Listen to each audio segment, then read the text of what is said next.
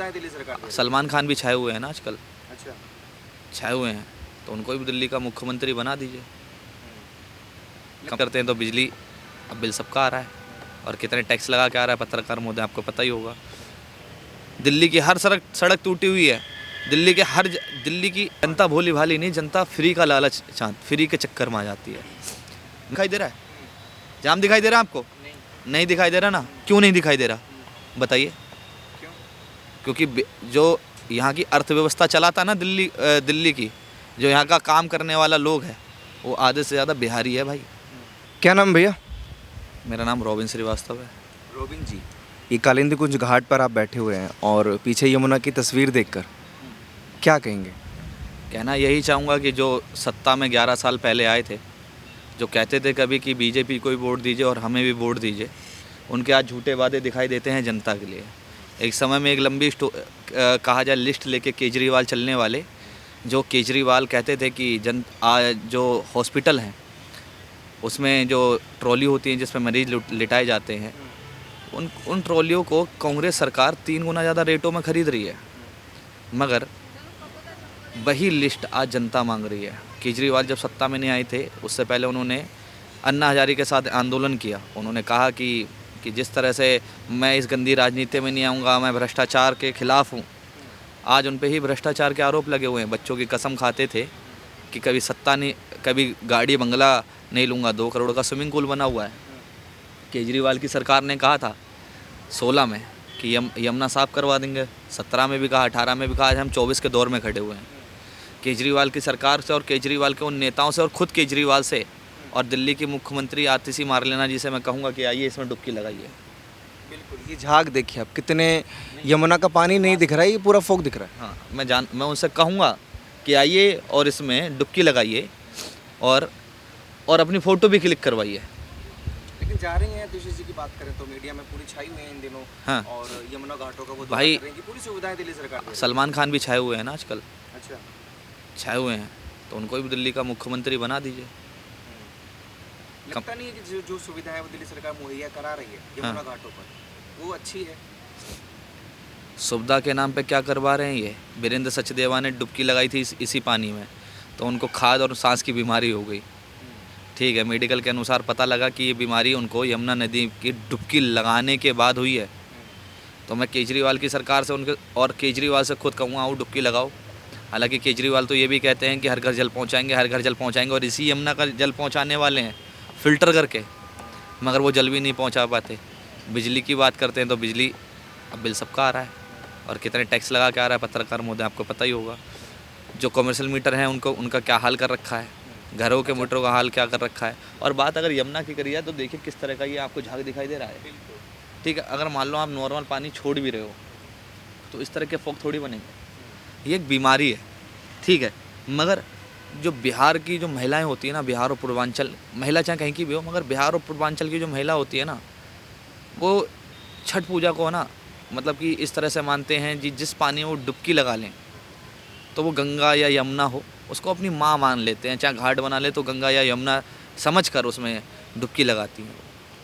आज मैंने देखा यहाँ पर कुछ महिलाएं जो डुबकी लगा रही थी यहाँ पर, मैंने उनसे पूछा कि यहाँ पर ये गंदा पानी है, आप इसमें डुबकी लगा रहे हो, तो उनकी एक ही आवाज़ थी मन से कि ये गंदा पानी चाहे बेशक है, हमारी माँ भी मैली हो जाती हैं, हमारे बच्चे भी मैले हो जाते हैं, मगर हम उनके पास ही रहते हैं।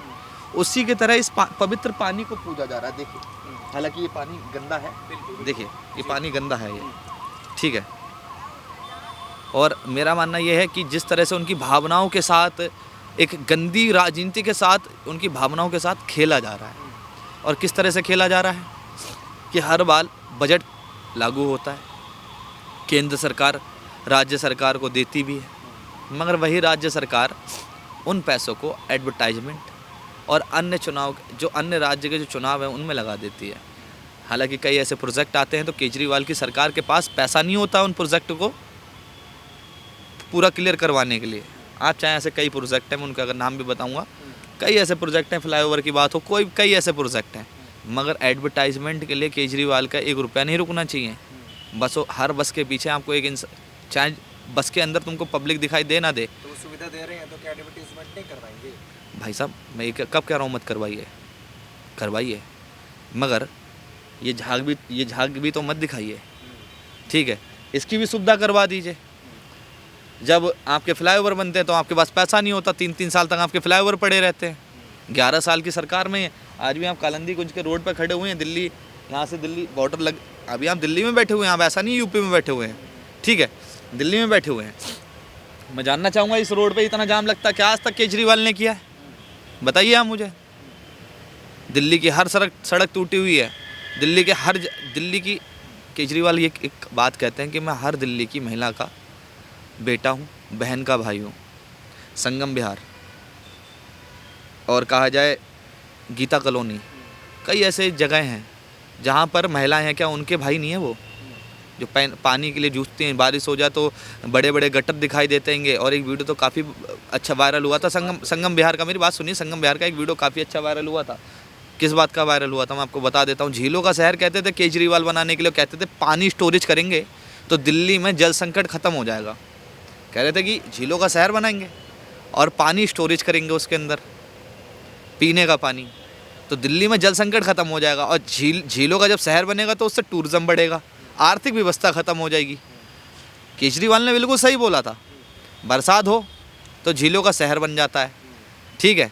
और इनके पास बहाना क्या होता है, बहाना भी देखिए आपके पास, इनके पास क्या होता है कि बहाना इससे अच्छा कोई हो ही नहीं सकता। 1936 में ऐसी बारिश पड़ी थी जो सन 2024 में बारिश पड़ी। आतिशी मारलेनिया जी का ये बयान है, केजरीवाल जब जेल में थे, मतलब अपने काम ना करो तो ये बता दो 1936 में ये बारिश पड़ी थी, ठीक है। इसलिए हमारी मेयर तैयार नहीं थी एमसीडी की और उनको नालों को साफ नहीं करवा पाए। अरे कोई तर्क है इस बात का? लेकिन एक बात तो बताइए, जिम्मेदारी सिर्फ केजरीवाल जी की थोड़ी है यमुना की प्रति? नहीं, मैं केंद्र सरकार की भी है। केंद्र सरकार की है तो बजट किसके पास जाता है? वो किसके पास जाता है बताइए ना पत्रकार महोदय। राज्य सरकार के, तो राज्य सरकार वो लेगी ना जिम्मेदारी, लेगी ना।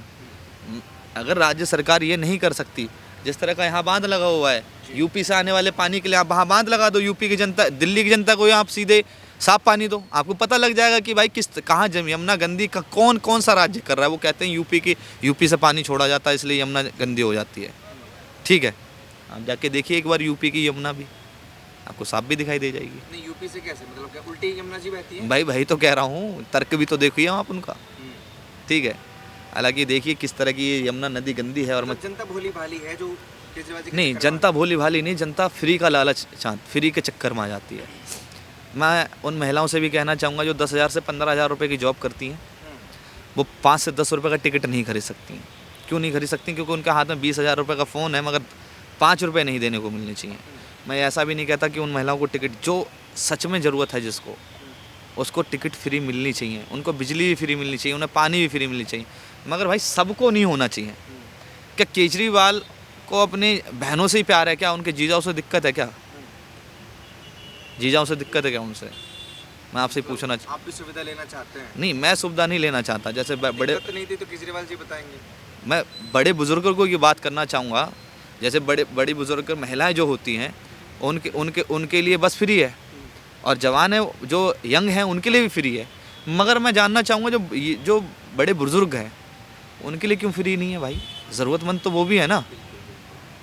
चलो आप और हम कमा रहे हैं भाई, मगर जो नहीं कमा रहे, जिनके पास नहीं है, उनके लिए भी तो होना चाहिए। जीजाओं के लिए क्या होगा क्या नहीं होगा वो तो केजरीवाल जी देखेंगे। लेकिन अभी बात कर लेते हैं छठ पे जो महिलाएं हैं और बिहारियों की काफ़ी तादाद दिल्ली में बसी हुई है, क्या उन वोटर्स का ख्याल नहीं है केजरीवाल? नहीं, केजरीवाल को अगर उनका ख्याल होता तो केजरीवाल का अभी परसों का वीडियो है उनके इंस्टाग्राम पे लगा हुआ था, स्टोरी पे कह रहे थे कि हमारे वर्ल्ड क्लास के हॉस्पिटल हैं, वर्ल्ड क्लास के हॉस्पिटल। और जबकि केजरीवाल को बाखूबी पता है कि दिल्ली में जितने हॉस्पिटल हैं ना, उसमें उनके पास 7 या 8 ही हॉस्पिटल उनके अंडर में आते हैं, बाकी केंद्र के अधीन आते हैं। ज़्यादातर हॉस्पिटल केंद्र के अधीन आते हैं, ठीक है। और उनको वर्ल्ड क्लास बता रहे हैं और कह रहे हैं कि बिहार और यूपी की जनता उसका फ़ायदा उठा रही है, और पूर्वांचल की जनता जो दिल्ली में बसी हुई है। और बिहार, मैं ये बता रहा हूँ आज आपको, आज आप दिल्ली के किसी भी गली में चले देखिए, आप कालिंदी कुंज का रोड देखिए, आज आपको जाम दिखाई दे रहा है? जाम दिखाई दे रहा है आपको? नहीं दिखाई दे रहा ना। क्यों नहीं दिखाई दे रहा बताइए? क्योंकि जो यहाँ की अर्थव्यवस्था चलाता ना दिल्ली की, जो यहाँ का काम करने वाला लोग है, वो आधे से ज़्यादा बिहारी है भाई, ठीक है। और बिहार को किसी टूरिज़्म की ज़रूरत नहीं है, ये बात आपको भी पता होगा, ठीक है, और वही केजरीवाल उन्हीं बिहारियों को नकार रहे हैं।